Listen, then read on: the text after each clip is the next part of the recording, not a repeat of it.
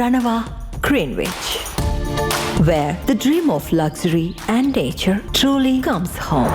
Ranava Greenwich, a home full of love and dreams. KCR విచారణకి సంబంధించిన latest details ని మా ప్రతినిధి సురేష్ మనకి లైవ్ లో అందుబాటులో ఉన్నారు.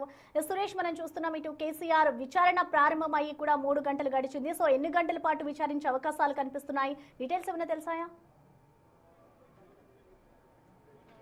ఇంకా విచారణ కొనసాగుతుంది. కేసీఆర్ స్టేట్మెంట్ అంతా కూడా సిట్ అధికారులు రికార్డ్ చేసుకుంటున్నారు.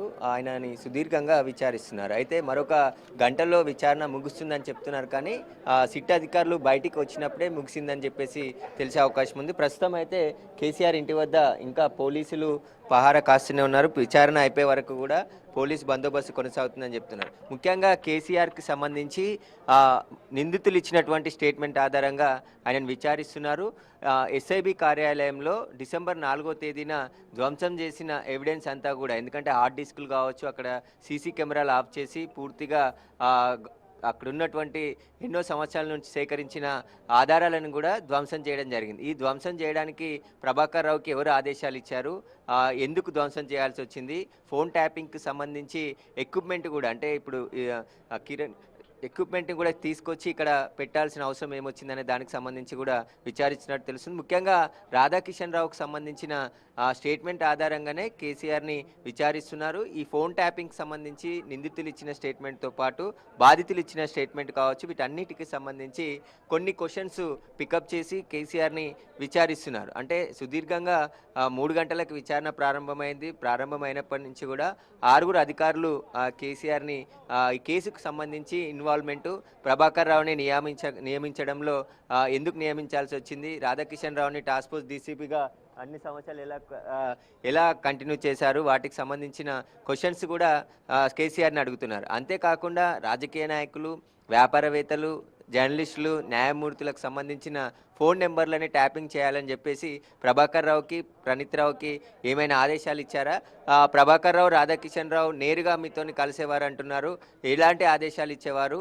అంటే ప్రభుత్వం నుంచి నిఘా విభాగంలో పనిచేసే ఏదైనా సంఘ విద్రోహక శక్తులకు సంబంధించిన నెంబర్లను ట్యాప్ చేయాల్సిన ఎస్ఐబిలో ఉన్నటువంటి స్పెషల్ ఆపరేషన్ టీం ఇక మొత్తం రాజకీయ నాయకులు, వ్యాపారవేత్తలు వారందరికి సంబంధించిన ఫోన్ నెంబర్లని ట్యాపింగ్ చేసి బ్లాక్మెయిల్ చేసి బెదిరింపులకు పాల్పడ్డట్టు కూడా గుర్తించారు. కాబట్టి వీటన్నిటికి సంబంధించి సుప్రీం అని చెప్పేసి కూడా చెప్తున్నారు, బిగ్ బాస్ అని చెప్పారు, అది మీరేనా అని చెప్పేసి కూడా కేసీఆర్ని ప్రశ్నిస్తున్నటువంటి కనబడుతుంది. ఖచ్చితంగా ఆయన స్టేట్మెంట్ అంతా కూడా రికార్డ్ చేసుకుని ఈ కేసుకు సంబంధించి సిట్టు కూడా దర్యాప్తులో వేగం పెంచింది. కాబట్టి ఎవరెవరి పాత్ర ఎంతవరకు ఉందనే దానికి సంబంధించి విచారణ కొనసాగుతుంది.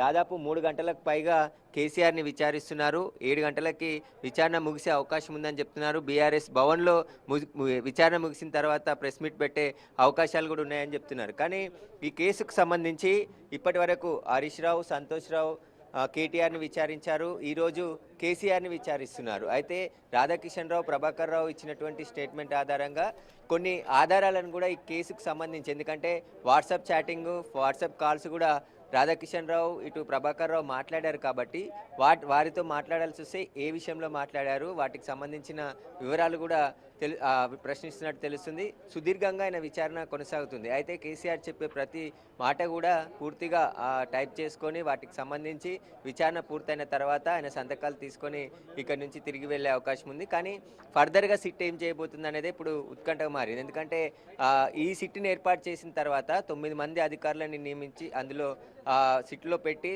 చీఫ్గా సజ్జనార్ని మొత్తం మానిటరింగ్ చేయాలని చెప్పేసి కూడా డీజీపీ ఆదేశాలు ఇచ్చారు. కాబట్టి ఈ కేసుకు సంబంధించి పొలిటికల్ ఇన్వాల్వ్మెంట్ ఎక్కడెక్కడ ఉందనే దానికి సంబంధించి ఇప్పుడు సిట్ ఫోకస్ చేసినట్టు తెలుస్తుంది. అందులో భాగంగానే ఈ కేసుతో మీకు ఎలాంటి సంబంధాలు ఉన్నాయనే దానికి సంబంధించి వివరాలు అడిగి తెలుసుకుంటున్నటువంటి పరిస్థితి ఉంది. కాబట్టి కేసీఆర్, ఇటు బీఆర్ఎస్ శ్రేణులు మాత్రం కక్ష సాధింపులో భాగంగానే కేసీఆర్కి నోటీసులు ఇచ్చారని చెప్పేసి ఉదయం నుంచి కూడా ఆందోళనకు దిగుతున్నటువంటి పరిస్థితి. ఎక్కడికక్కడ వారిని అరెస్ట్ చేసి పోలీస్ స్టేషన్లకు తరలిస్తున్నారు. ఇటు కేసీఆర్ ఇంటికి వచ్చే ప్రయత్నం చేసిన ఎమ్మెల్యేలను కూడా ఇక్కడ అరెస్ట్ చేసి తీసుకెళ్లారు. దాదాపు 5 అంచెల భద్రతను ఏర్పాటు చేసి అడుగడుగున చెక్ పోస్టులని ఏర్పాటు చేసి ఇటువైపు ఎవరిని రాకుండా పోలీసులు అయితే కట్టుదిట్టమైనటువంటి భద్రతని ఏర్పాటు చేయడం జరిగింది. ఇంకా విచారణ కొనసాగుతుంది కాబట్టి సిట్ అధికారులు కేసీఆర్ విచారణ తర్వాత వారం రోజుల్లోనే ఛార్జ్షీట్ దాఖలు చేసే అవకాశం ఉంది. ఎందుకంటే ఇప్పటి వరకు అందరినీ విచారించారు, సాక్షులను, బాధితులను, ఇటు ప్రతిపక్ష నాయకులు బీజేపీకి సంబంధించిన ఎంపీలను, కేంద్ర హోంశాఖ సహాయ మంత్రి బండి సంజయ్ స్టేట్మెంట్ కూడా రికార్డ్ చేసుకున్నారు. కాబట్టి ఇదంతా కూడా ఇన్వెస్టిగేషన్ పూర్తయింది కాబట్టి ఇక కేసీఆర్కి ఫైనల్గా నోటీసులు ఇచ్చి ఈరోజు విచారణ చేస్తున్నారు. కాబట్టి కేసీఆర్ విచారణ తర్వాత కోర్టులో ఛార్జ్షీట్ దాఖలు చేసి ఆ తర్వాతే ముందుకు వెళ్ళే అవకాశాలు కనబడుతున్నాయి. కోర్టు డైరెక్షన్తోని ఈ కేసుకు సంబంధించి ముందుకు వెళ్ళే అవకాశాలు కనబడుతున్నాయి. అయితే ఈ కేసులో ఇప్పటి వరకు పోలీస్ అధికారులను మాత్రమే సిట్ అరెస్ట్ చేయడం జరిగింది. డిసెంబర్ 4వ తేదీన సీసీ కెమెరాలు ఆఫ్ చేసి ఎస్ఐబి కార్యాలయంలో ఉన్నటువంటి ఆధారాలన్నీ, అంటే ఈ 10 ఏళ్లే కాదు గత 20-30 సంవత్సరాల నుంచి సేకరించిన ఎవిడెన్స్ అంతా కూడా, అంటే నక్సలైట్ వింగ్కి సంబంధించి కావచ్చు, ఇతర విభాగాలకు సంబంధించిన ఎవిడెన్స్ ఆధారాలన్నిటిని కూడా ప్రణీత్ రావు సీసీ కెమెరాలు ఆఫ్ చేసి మొత్తం ధ్వంసం చేశాడు. కాబట్టి అది ఎవరి ఆదేశాల మేరకు ధ్వంసం చేశారనే దానికి సంబంధించి కూడా కేసీఆర్ని ప్రశ్నించినట్టు తెలుస్తుంది. అంతేకాకుండా ఎస్ఐబి ఇంటెలిజెన్స్కి సంబంధించిన అత్యంత కీలకమైనటువంటి పదవిలో రిటైర్డ్ అయినటువంటి ప్రభాకర్ రావుని ఎందుకు నియమించారనే దానికి సంబంధించి కూడా విచారించినట్టు తెలిసింది. ప్రణీత్ రావు మొత్తం ఆదేశాలన్నీ కూడా ఇటు ప్రభాకర్ రావు నుండి వచ్చేవి, రాధాకిషన్ రావుకి మొత్తం ఆపరేషన్స్ అన్నీ కూడా అప్పచెప్తే వాళ్ళు టాస్క్ ఫోర్స్ డీసీపీగా ఉన్న సమయంలో అనేక మందిని బెదిరించి డబ్బులు పట్టుకున్న ఘటనలు కూడా ఉన్నాయని చెప్పేసి కూడా రాధాకిషన్ రావు కన్ఫెషన్ స్టేట్మెంట్లో గుర్తించారు. అంతేకాకుండా ఆయన 2017లో ఎస్పీగా ప్రమోషన్ వచ్చిన తర్వాత హైదరాబాద్ టాస్క్ ఫోర్స్ డీసీపీగా నియమించి బై ఎలక్షన్లు ఏదైతే దుబ్బాక, మునుగోడు బై ఎలక్షన్లకు సంబంధించి కూడా అక్కడ కూడా భారీగా డబ్బులు తరలించారని చెప్పేసి ఆరోపణలు ఉన్నాయి. కాబట్టి వీటన్నిటికి సంబంధించి కూడా కేసీఆర్ని అయితే విచారిస్తున్నారు. ఎస్, అంటే సురేష్, అంటే గతంలో ఎప్పుడైతే ఇటు బీఆర్ఎస్ శ్రేణుల్ని ఇటు కొంతమందిని విచారించారు కాబట్టి సిట్ అధికారులు, మొన్న హరీష్ రావు కేటీఆర్ విచారణను కూడా చేశారు.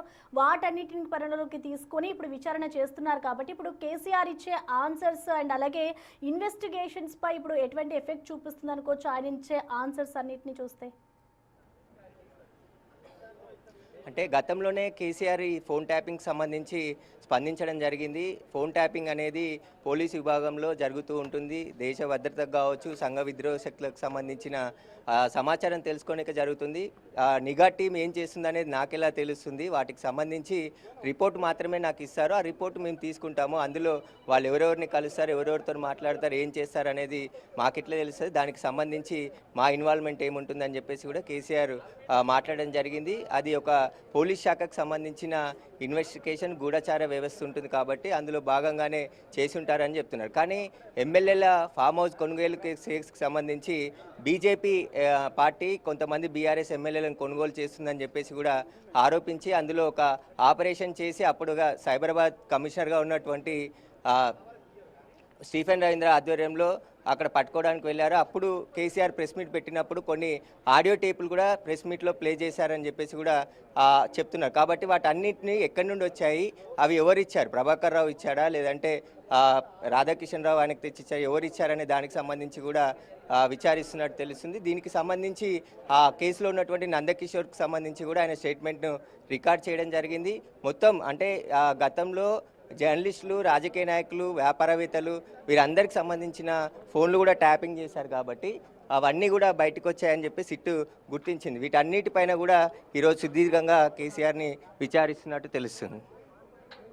అయితే సురేష్, అంటే గత అనుభవాలని దృష్టిలో ఉంచుకునే ఇప్పుడు ఎన్ని గంటల పాటు అతన్ని విచారిస్తారనుకోవచ్చు? ఎందుకంటే ఇటు హరీష్ రావును అలాగే కేటీఆర్ని అందరినీ కూడా 7-5 గంటల పాటు విచారించారు. కాబట్టి ఇప్పుడు కేసీఆర్ని కూడా అన్ని గంటల పాటు విచారిస్తారా, లేదంటే అందరూ అనుకున్నట్లుగా ఒక 7 గంటలకే విచారణ ముగుస్తుంది అంటూ కూడా మనకి వార్తలు వస్తున్నాయి. కాబట్టి ముందుగానే విచారణ ముగుస్తుంది అనుకోవచ్చు? అంటే హరీష్ రావుని, సంతోష్ రావుని, కేటీఆర్ని కూడా సుదీర్ఘంగా 7 గంటల పాటు జూబ్లీహిల్స్ పోలీస్ స్టేషన్లో విచారించడం జరిగింది.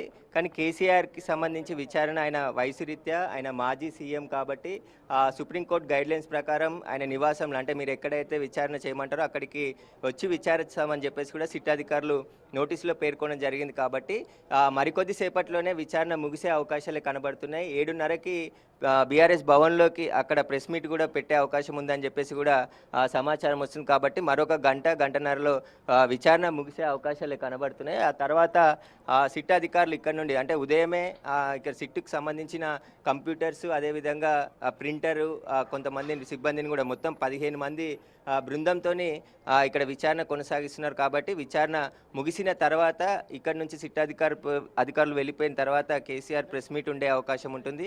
ఉదయం నుంచి కూడా కేసీఆర్ విచారణ పోలీసులు విచారిస్తున్నారని తెలుసుకొని దీనికి సంబంధించి శాంతియుతంగా నిరసన తెలపాలని చెప్పేసి కూడా బీఆర్ఎస్ పార్టీ చెప్పింది. దీంట్లో భాగంగానే ఉదయం నుంచి తెలంగాణ రాష్ట్ర వ్యాప్తంగా కూడా అన్ని జిల్లాల్లో నిరసన కార్యక్రమాలు చేస్తున్నారు. ఇక్కడ కేసీఆర్ ఇంటి ముట్టడికి కూడా ఇంటికి రావడానికి కూడా ప్రయత్నం చేశారు. కానీ పోలీసులు ఎక్కడికక్కడ వారందరినీ కూడా అరెస్ట్ చేయడం జరిగింది.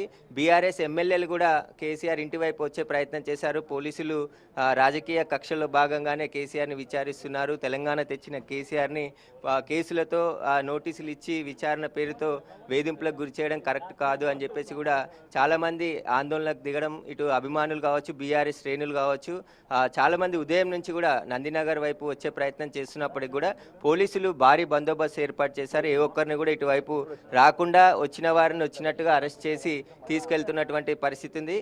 ఖచ్చితంగా మరికొద్ది సేపట్లోనే ఆయన స్టేట్మెంట్ అంతా కూడా పూర్తయిన తర్వాత ఇక్కడ నుంచి సిట్ అధికారులు వెళ్ళే అవకాశం కనబడుతుంది. అయితే కేటీఆర్ని, హరీష్ రావుని, సంతోష్ రావుని దాదాపు 7 గంటలకు పైగా జూబ్లీహిల్స్ పోలీస్ స్టేషన్లో విచారించి వాళ్ళ స్టేట్మెంట్ రికార్డ్ చేసుకోవడం జరిగింది. ఇప్పుడు కేసీఆర్ని ఈరోజు విచారిస్తున్నారు కాబట్టి ఆయన వయసు రీత్యా ఆయన ఆరోగ్యం సంబంధించి దానికి సంబంధించి త్వరగా విచారణ ముగిసే అవకాశమే కనబడుతుంది. 7 గంటలకు విచారణ ముగుస్తుందని చెప్తున్నారు. కానీ మళ్ళీ అవసరమైతే ఇంకా విచారణ టైం పెరిగే అవకాశమా లేదా అనే దానికి సంబంధించి సిట్ అధికారులు బయటకు వస్తేనే తెలుసు. ఖచ్చితంగా ఈరోజు అంటే 3 గంటల కంటే 3 గంటలకే 5-10 నిమిషాల ముందు సిట్ అధికారులు నివాసానికి చేరుకోవడం జరిగింది, కేసీఆర్ నివాసానికి. ఆ తర్వాత వెంటనే విచారణ స్టార్ట్ చేశారు. ముందుగా ఈ సిట్టు టీంలో ఉన్నటువంటి కేఎస్ రావు ఇక్కడికి వచ్చి అక్కడ ఉన్నటువంటి పూర్తి ఏర్పాట్లు కావచ్చు, కేసీఆర్ని ఎక్కడ విచారించాలనే దానికి సంబంధించి ఆయన నివాసంలో 2వ ఫ్లోర్లో ఉన్నటువంటి రూమ్లో విచారణ చేస్తున్నారు. ప్రస్తుతం కేసీఆర్ని మాత్రమే